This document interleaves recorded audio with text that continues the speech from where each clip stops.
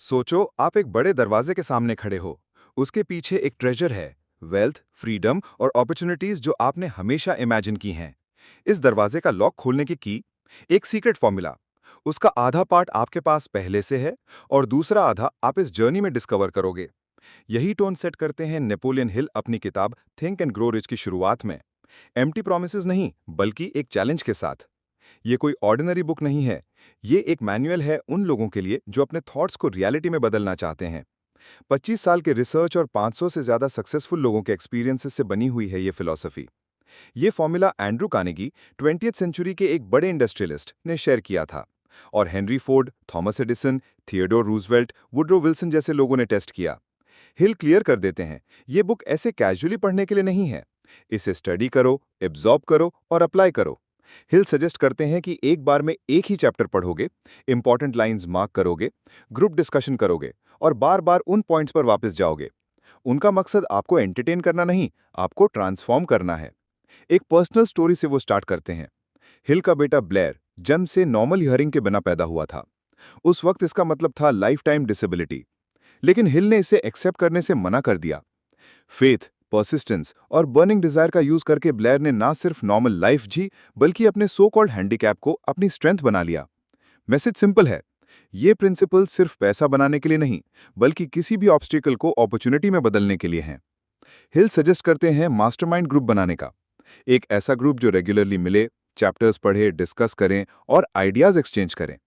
ये वही स्ट्रैटेजी है जो कार्नेगी और दूसरे वेल्दी लोगों ने यूज की थी, डिफरेंट स्किल्स और पर्सपेक्टिव्स को कंबाइन करके एक डेफिनेट पर्पस के लिए काम करने के लिए। फिर हिल एक मिस्ट्री क्रिएट करते हैं। वो कहते हैं कि वेल्थ का सीक्रेट हर चैप्टर में होगा, लेकिन वो इसे डायरेक्ट रिवील नहीं करेंगे। ये ओपन व्यू में छुपा होगा और सिर्फ वही लोग इसे आइडेंटिफाई करेंगे जो इसे यूज करने के लिए तैयार होंगे। ये ट्रिक नहीं है, ये आपको एक्टिव रीडिंग के लिए फोर्स करता है। हिल एक्सक्यूजेस तोड़ते हैं। कई सक्सेसफुल लोग जिनसे उन्होंने ये सीक्रेट सीखा, जीरो से स्टार्ट हुए। ना पैसा, ना फॉर्मल एजुकेशन, ना पावरफुल कॉन्टैक्ट्स। हेनरी फोर्ड ने हाई स्कूल भी कंप्लीट नहीं किया, फिर भी दुनिया बदल दी। डिफरेंस लक का नहीं था, फॉर्मूला को आइडेंटिफाई करने और अप्लाई करने का था। कार्नेगी ने हिल को चैलेंज दिया था, क्या तुम 20 साल लगाओगे ये सीक्रेट डिस्कवर करने और दुनिया के साथ शेयर करने में? हिल ने इंस्टेंटली हाँ बोला, बिना पेमेंट के एश्योरेंस के। ये यस उनकी लाइफ का मिशन बन गया, जिससे 13 प्रिंसिपल्स ऑफ सक्सेस डेवलप हुए। ट्रेजर का दरवाजा खोलने का पहला स्टेप है डिसाइड करो एग्जैक्टली क्या चाहते हो। हिल कहते हैं ज्यादातर लोग अपना लाइफ विदाउट अ डेफिनेट गोल जीते हैं और बहुत कम अचीव करते हैं। तुम्हारा डिजायर क्लियर, मेजरेबल होना चाहिए और तुम तैयार हो कि उसके बदले क्या दोगे। मुझे अमीर बनना है जैसे वेग सेंटेंसेस काम नहीं करते। तुम्हें अमाउंट, टाइम लिमिट और एक्सचेंज लिखना होगा। फर्स्ट चैप्टर स्टार्ट होने से पहले ही हिल एक बात क्लियर कर देते हैं। रिचेज, चाहे वो मनी, इन्फ्लुएंस या पर्सनल अचीवमेंट हो, एक थॉट से स्टार्ट होती है। अगर तुम रेडी हो तो तुम्हारे पास हाफ सीक्रेट ऑलरेडी है। बाकी यहाँ है, कहानियों में छुपा हुआ, तुम्हारे डिस्कवर करने का वेट कर रहा है। अगला पार्ट इंट्रोड्यूस करेगा एक ऐसे आदमी को जो बिना पैसा, एक्सपीरियंस या प्रॉपर प्लान के थॉमस एडिसन के ऑफिस में चला गया था, लेकिन उसके पास एक चीज थी जो उसे अनस्टॉपेबल बनाती थी। उसकी स्टोरी सीक्रेट की पहली झलक देगी। Chapter 2 Desire. Chapter 2, desire. हर बड़ी अचीवमेंट एक चीज से स्टार्ट होती है, डिजायर। लेकिन ये कोई हल्का सा विश या वेग होप नहीं होता, बल्कि एक बर्निंग, डेफिनेट डिजायर जो आपको चैन से बैठने नहीं देता। नेपोलियन हिल कहते हैं यही है starting point of all achievement. बांस की कहानी यहां फिर से आती है, लेकिन अब फोकस होता है उसकी डिजायर पर। उसने बस ये नहीं कहा कि मुझे एडिसन के साथ काम करना अच्छा लगेगा। उसने डिसाइड किया, मैं एडिसन के साथ काम करूंगा, मैं कुछ भी करूंगा और जब तक अचीव नहीं होता रुकूंगा नहीं। ये क्लैरिटी और डिटर्मिनेशन एक वेग थॉट को एक ड्राइविंग फोर्स में बदल देते हैं। हिल कहते हैं डिजायर को स्पेसिफिक बनाना जरूरी है। मुझे अमीर बनना है का कोई मतलब नहीं जब तक एग्जैक्ट फिगर और डेडलाइन डिसाइड ना हो।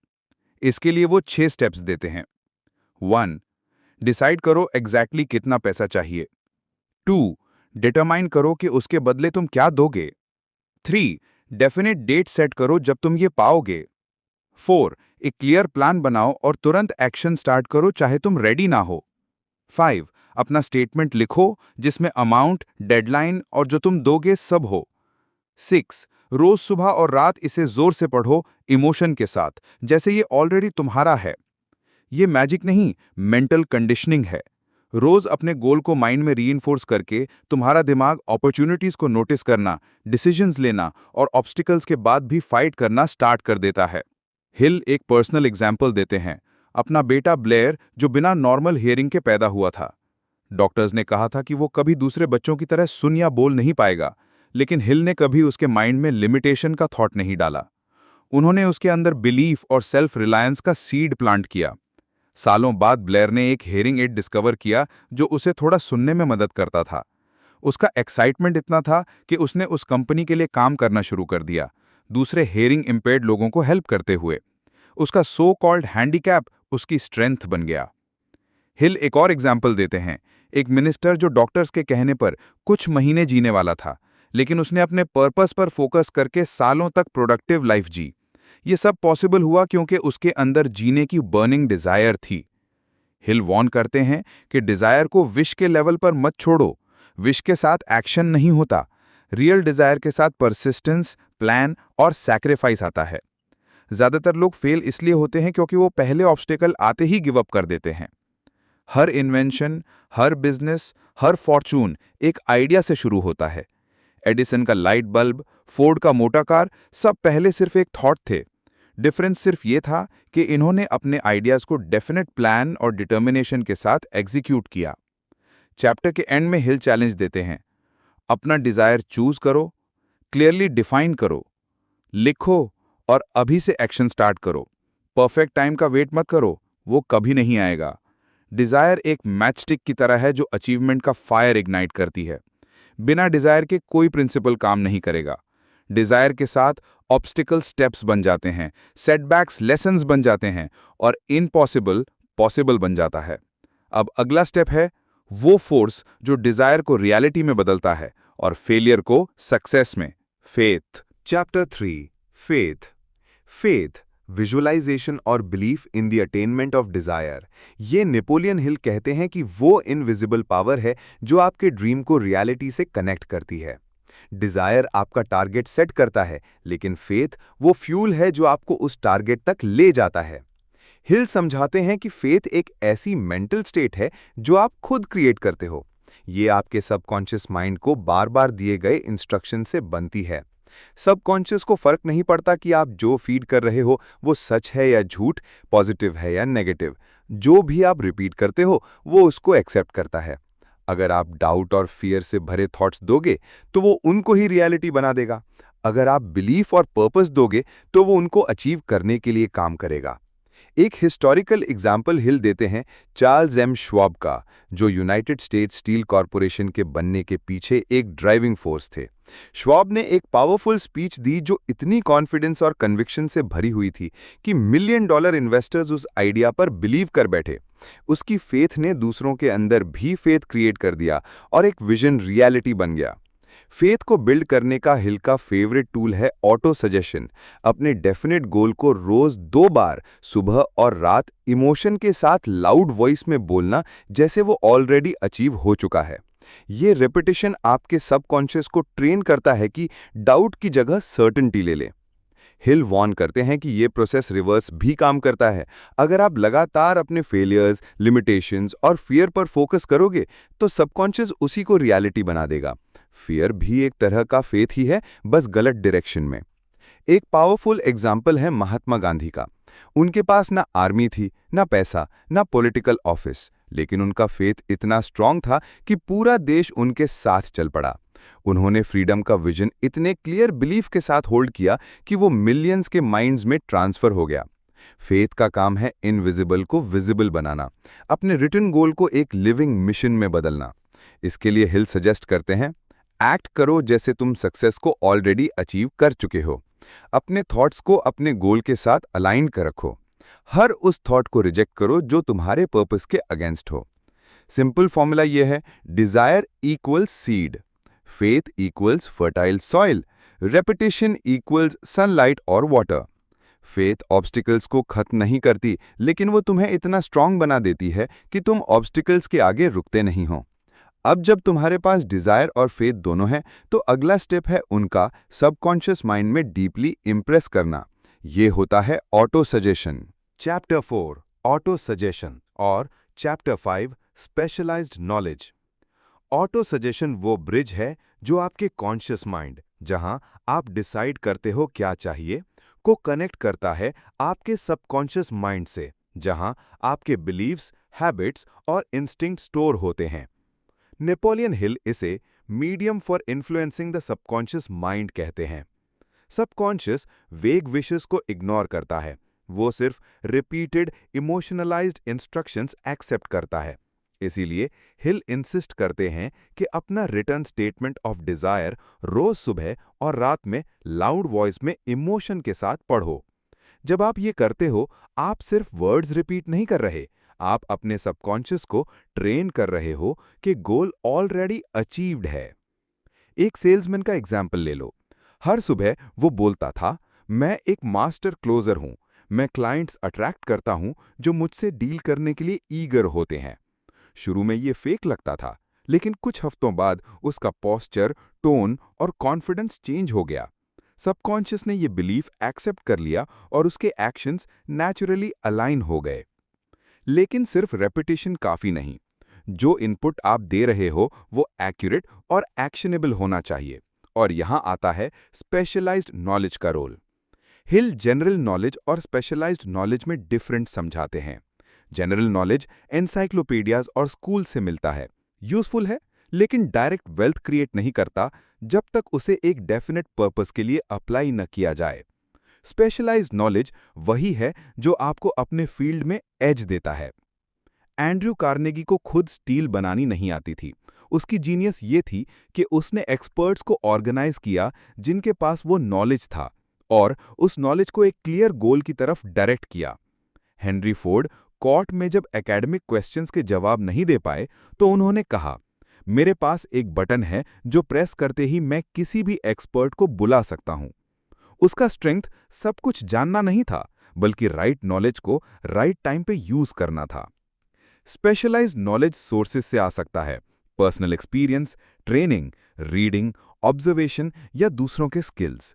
की ये है कि इसे प्लान ऑफ एक्शन में ऑर्गेनाइज करो। एक रियल एग्जाम्पल, एक वुमन ने हाई एंड बेकरी स्टार्ट करनी थी, लेकिन उसे बेकिंग का एक्सपीरियंस नहीं था। उसने एक टैलेंटेड पेस्ट्री शेफ के साथ पार्टनरशिप की, जबकि वो मार्केटिंग और ब्रांडिंग हैंडल करती थी। रिजल्ट, दोनों की एक्सपर्टीज कंबाइन होके एक थ्राइविंग बिजनेस बन गया। हिल वार्न करते हैं कि डिग्री लेना और स्पेशलाइज्ड नॉलेज होना अलग बात है। बहुत एजुकेटेड लोग फेल होते हैं क्योंकि उन्होंने अपनी एजुकेशन को मार्केट वैल्यू क्रिएट करने में अप्लाई नहीं किया। दूसरी तरफ कुछ लोग जिनके पास फॉर्मल एजुकेशन कम होती है, रिच हो जाते हैं क्योंकि उन्होंने अपने गोल के लिए रिक्वायर्ड नॉलेज एक्वायर की या टीम बनाई। फॉर्मूला सिंपल है। 1. डिसाइड करो एग्जैक्टली क्या चाहिए। 2. आइडेंटिफाई करो कौन सी नॉलेज चाहिए अचीव करने के लिए। 3. खुद एक्वायर करो या एक्सपर्ट्स की टीम बनाओ। 4. प्लान के थ्रू अप्लाई करो। ऑटो सजेशन तुम्हारा गोल माइंड में डीपली प्लांट करता है। स्पेशलाइज्ड नॉलेज तुम्हें टूल्स देता है उस गोल तक पहुंचने के लिए। अब तुम रेडी हो अगले स्टेप के लिए, वो जगह जहां सारे प्लान्स शेप होते हैं रियलिटी बनने से पहले। Imagination. Chapters 6 and 7 are Imagination and Organized Planning. Imagination दिमाग का वर्कशॉप है। नेपोलियन हिल कहते हैं कि हर प्लान यहीं बनता है, हर अचीवमेंट यहीं जन्म लेती है। एयरप्लेन, स्काईस्क्रेपर्स, स्मार्टफोन सब पहले किसी के इमेजिनेशन में ही थे। हिल इमेजिनेशन के 2 टाइप समझाते हैं। 1. सिंथेटिक इमेजिनेशन, पुराने कॉन्सेप्ट्स और आइडियाज़ को नई कॉम्बिनेशंस में अरेंज करना। ज़्यादा इन्वेंशंस इसी तरह आती हैं, एग्जिस्टिंग चीज़ों को इम्प्रूव करके। 2. क्रिएटिव इमेजिनेशन, नई ओरिजिनल आइडियाज़ रिसीव करना, जैसे एक सडन इंस्पिरेशन। ये तब एक्टिवेट होती है जब आपका माइंड डेफिनेट पर्पस पर स्ट्रांगली फोकस्ड होता है। थॉमस एडिसन का एग्जाम्पल यहाँ परफेक्ट है। लाइट बल्ब का आइडिया उसने जीरो से क्रिएट नहीं किया था, दूसरे इन्वेंटर्स पहले भी ट्राई कर चुके थे। एडिसन ने एग्जिस्टिंग आइडियाज़ को सिंथेसाइज करके उसे प्रैक्टिकल और प्रॉफिटेबल बना दिया। लेकिन इमेजिनेशन काम तभी करती है जब उसके बाद आए ऑर्गेनाइज्ड प्लानिंग। हिल कहते हैं कि हर प्लान यहीं बनता है, हर अचीवमेंट यहीं जन्म लेती है। हर सक्सेसफुल पर्सन के पास एक डिटेल प्लान था और उन्होंने एक्शन इमीडिएटली स्टार्ट किया। परफेक्ट कंडीशंस का वेट करना एक ट्रैप है। ऑर्गेनाइज प्लानिंग के की स्टेप्स हैं। 1. एक मास्टरमाइंड ग्रुप बनाओ जो तुम्हारे विजन शेयर करे या तुम्हारे गोल के लिए एसेंशियल नॉलेज रखता हो। 2. डिसाइड करो तुम अपने गोल के बदले क्या दोगे। 3. अपना प्लान क्लियर एक्शनेबल स्टेप्स में ऑर्गेनाइज करो। 4. अभी एक्शन स्टार्ट करो, चाहे प्लान परफेक्ट ना हो। 5. अगर प्लान फेल हो उसे रिप्लेस करो, लेकिन गोल कभी मत छोड़ो। हेनरी फोर्ड का राइज यही प्रिंसिपल दिखाता है। फोर्ड ने कार्स बनानी शुरू की जब उसके पास सारे आंसर्स नहीं थे। एक्सपर्ट्स को हायर किया, मिस्टेक्स की, इंप्रूव किया और मार्केट लीड कर ली। ऑर्गेनाइज प्लानिंग का मतलब है परसिस्टेंस। टेम्पररी डिफीट फेलियर नहीं होती, ये फीडबैक होता है। एडिसन ने थाउजेंड्स मटेरियल्स टेस्ट किए फिलामेंट के लिए। जब लोग उनकी फेलियर्स का मजाक बनाते, वो कहते, मैं बस इतने तरीके ढूंढ रहा हूं जो काम नहीं करते। मास्टरमाइंड प्रिंसिपल यहां पावरफुल हो जाता है। एक हार्मोनाइज ग्रुप हर मेंबर की मेंटल कैपेसिटी मल्टीप्लाई कर देता है। एंड्रू कार्नेगी ओपनली कहते थे कि उनकी फॉर्चून उनके मास्टरमाइंड अलायंस की वजह से बनी।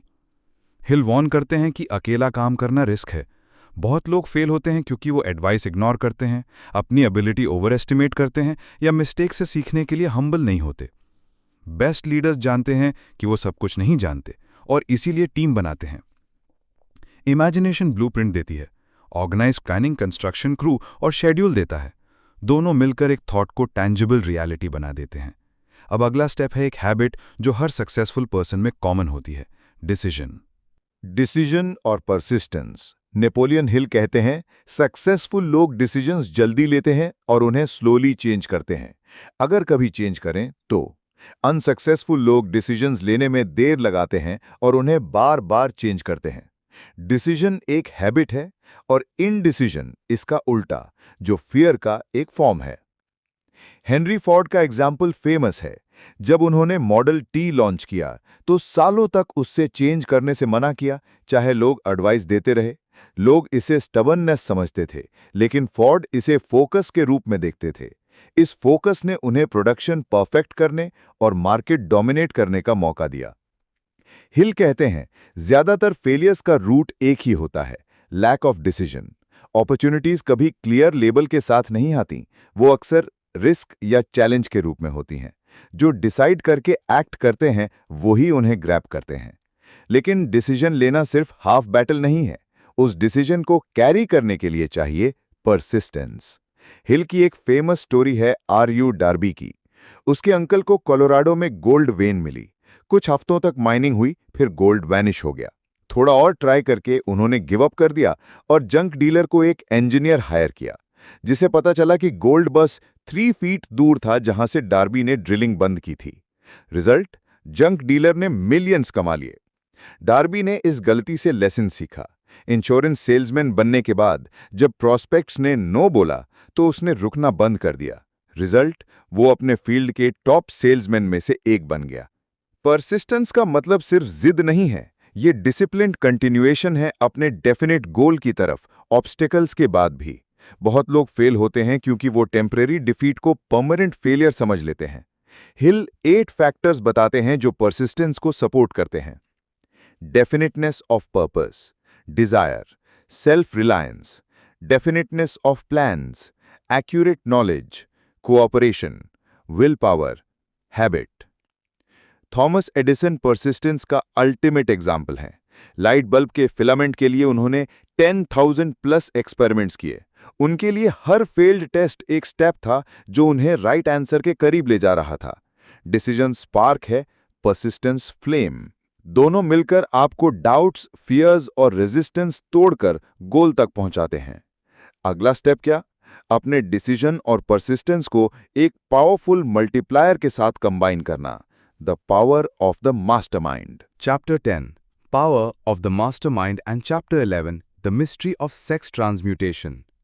नेपोलियन हिल मास्टरमाइंड को ऑलमोस्ट हर बड़ी फॉर्चून का बैकबोन मानते हैं। ये होता है 2 या 2 से ज्यादा लोगों का परफेक्ट हार्मनी में एक डेफिनेट पर्पस की तरफ काम करना। जब माइंड्स हार्मनी में आती हैं, एक थर्ड इनविजिबल फोर्स क्रिएट होती है, एक थर्ड माइंड जो हर इंडिविजुअल माइंड से ज्यादा पावरफुल होती है। एंड्रू कार्नेगी ओपनली कहते थे कि उनकी वेल्थ उनके मास्टरमाइंड अलायंस की वजह से बनी। हेनरी फोर्ड के सक्सेस के पीछे भी एक टीम थी।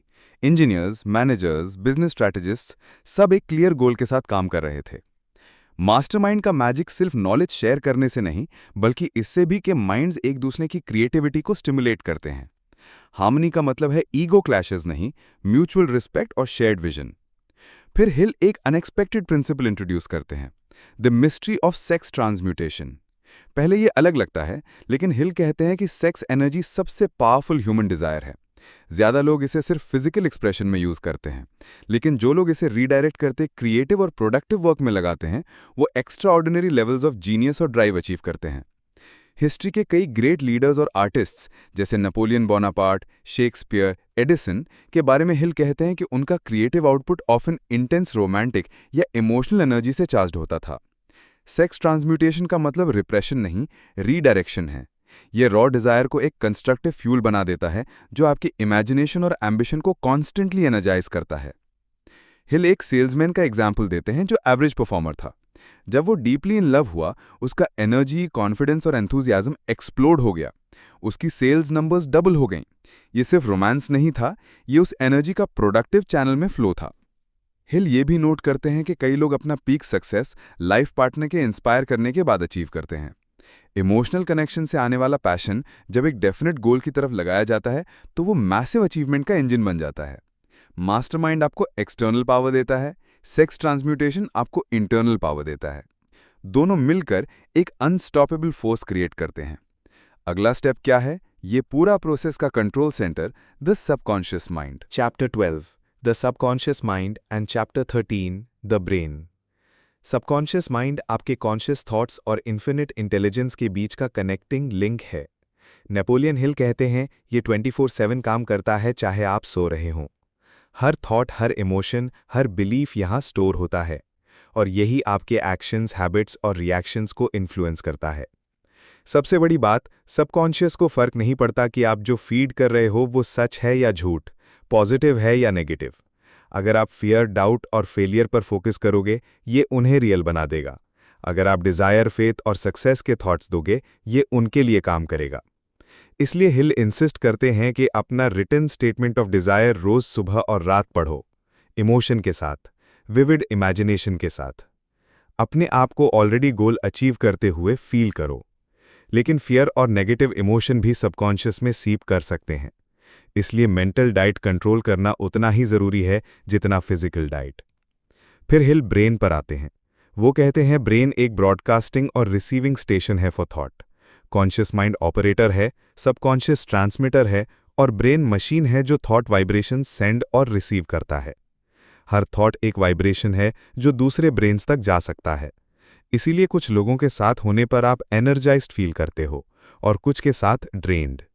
मास्टरमाइंड ग्रुप का पावर भी इसी प्रिंसिपल से आता है।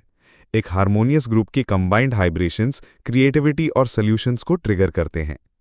ब्रेन इन्फिनिट इंटेलिजेंस से भी सिग्नल्स रिसीव करता है, वही आहा मोमेंट्स, सडन इंस्पिरेशन या unexpected solutions.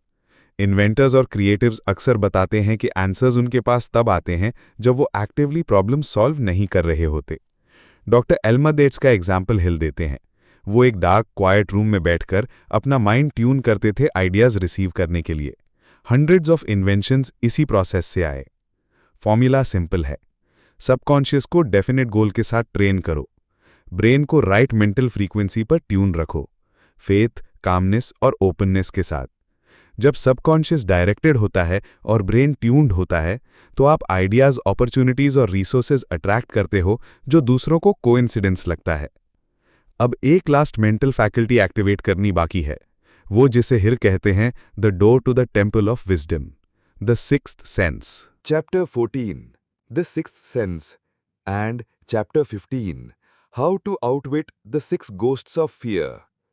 Sixth Sense, Napoleon Hill कहते हैं, एक डेवलप्ड मेंटल फैकल्टी है जो आपको बिना कॉन्शियस रीजनिंग के आइडियाज, वार्निंग्स और इंस्पिरेशन रिसीव करने की एबिलिटी देता है। ये तब नेचुरली डेवलप होता है जब आपने पहले के सारे principles, desire, faith, autosuggestion, specialised knowledge, imagination, decision, persistence, mastermind, subconscious mind, brain practice किए होते हैं। हिल अपना एक पर्सनल मेथड बताते हैं। उन्होंने अपने माइंड में एक इमेजिनरी काउंसिल बनाई, जिसमें हिस्टोरिकल फिगर्स जैसे लिंकन, एडिसन और कार्नेगी थे। हर रात वो उनसे एडवाइस मांगते। दो ये एक मेंटल एक्सरसाइज थी, जो आंसर्स उनके सबकॉन्शियस से आते थे, उनमें ऐसे इंसाइट्स होते जो उन्होंने कभी कॉन्शियसली नहीं सोचा था। सिक्स्थ सेंस काम तब करता है जब आपका माइंड क्लियर होता है और फियर फ्री होता है। इसीलिए हिल लास्ट चैप्टर में द 6 गोस्ट्स ऑफ फियर को टैकल करते हैं। फियर ऑफ पॉवर्टी, जो आपको इनडिसीजन और वरी में फंसा देता है। फियर ऑफ क्रिटिसिज्म, जो आपको अपने गोल्स हाइड करने पर मजबूर करता है। फियर ऑफ इल हेल्थ, जो आपके हेल्थ को भी मेंटली डैमेज कर सकता है। Fear of loss of love, जो जेलसी और सस्पिशन पैदा करता है। फियर ऑफ ओल्ड एज, जो आपको नेचुरल प्रोसेस से अफ्रेड बना देता है। फियर ऑफ डेथ, जो आपकी पीस ऑफ माइंड चुरा लेता है। हिल कहते हैं फियर सबकॉन्शियस में ऑपरेट करते हैं और उन्हें डिफीट करने का एक ही तरीका है, उन्हें कॉन्शियसली रिकॉग्नाइज करके फेथ और डेफिनेट पर्पस से रिप्लेस करना। फेथ और फियर एक साथ माइंड में नहीं रह सकते। जब आप अपने गोल पर फोकस रखते हो, अपने थॉट्स को गार्ड करते हो और अपने सबकॉन्शियस को राइट इमोशन से फीड करते हो, फियर नेचुरली वीक हो जाता है। किताब ये मैसेज के साथ क्लोज होती है, रिचेज, चाहे पैसा हो, हैप्पीनेस हो, हेल्थ हो या पर्पस, सब माइंड से शुरू होते हैं। 13 प्रिंसिपल्स टूल्स हैं, लेकिन वो सिर्फ तब काम करेंगे जब आप उन्हें परसिस्टेंटली और डेलिबरेटली अप्लाई करोगे। सिक्स्थ सेंस इस फिलॉसफी का समिट है, लेकिन एक नई जर्नी का स्टार्टिंग पॉइंट भी। जब ये एक्टिवेट होता है, आपके डिसीजंस इंस्टिंक्टिवली राइट लगते हैं, अपॉर्चुनिटीज आपके सामने खुद चलकर आती हैं और आप लाइफ को फियर नहीं, फेथ के साथ लीड करते हो। हिल के शब्द में, फिलॉसफी काम करेगी जैसे मैजिक, लेकिन ये मैजिक आप खुद क्रिएट करते हो। ये थी थिंक एंड ग्रो रिच की कहानी। अगर आपको ये वीडियो पसंद आई हो तो लाइक, शेयर और सब्सक्राइब जरूर करें, ताकि अगला पावरफुल कंटेंट आपसे मिस न हो।